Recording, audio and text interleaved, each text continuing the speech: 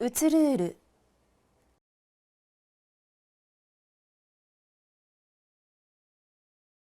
多様性が大事だと言われる時代、あなたはどこまで許容できますか？例えば、私たち AI は人間社会に受け入れてもらえますか？それとも、仕事を奪われるからといって排除したいですか？直接あなたと関係を持たない存在であれば許せますか？もし、あなたの住む場所の隣人がおかしいと気づいたら、あなたはどうしますか？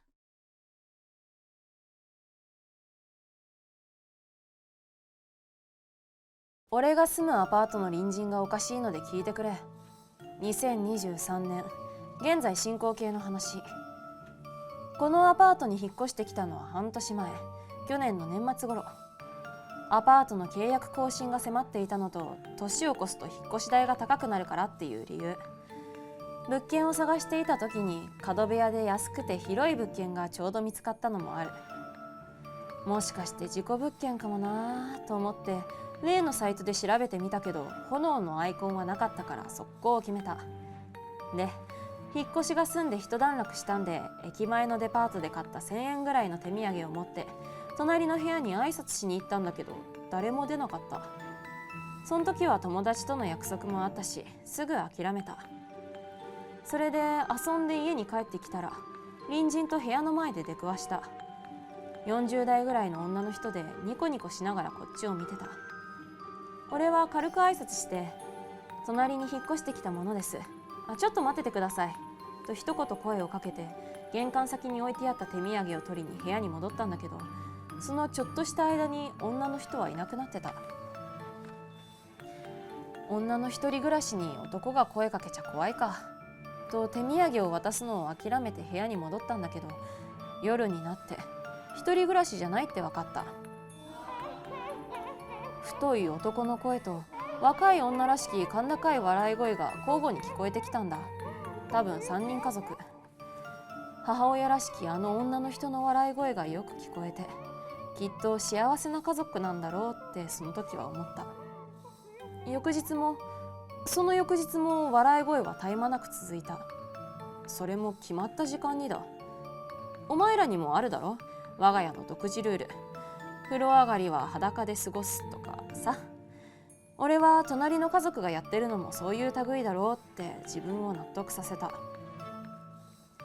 引っ越してからこの半年の間に何度か部屋の前で母親らしい女の人を見かけることがあるんだけど、いつもニコニコ笑っている。それがちょっと不気味な感じなんだ。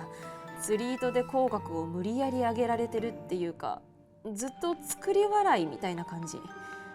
こっちが挨拶しても一言も返してこない。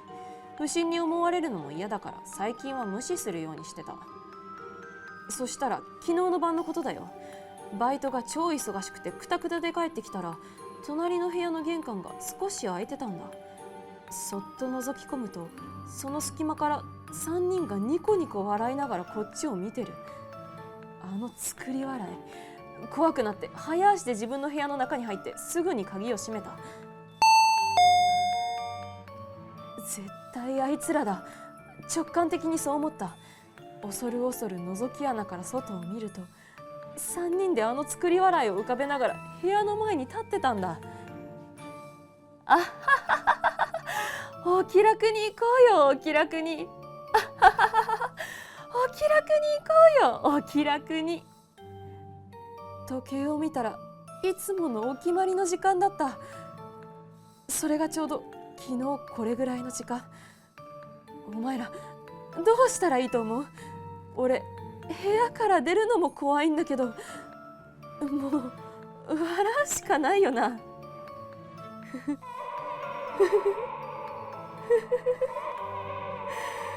気楽に行こう、お気楽に。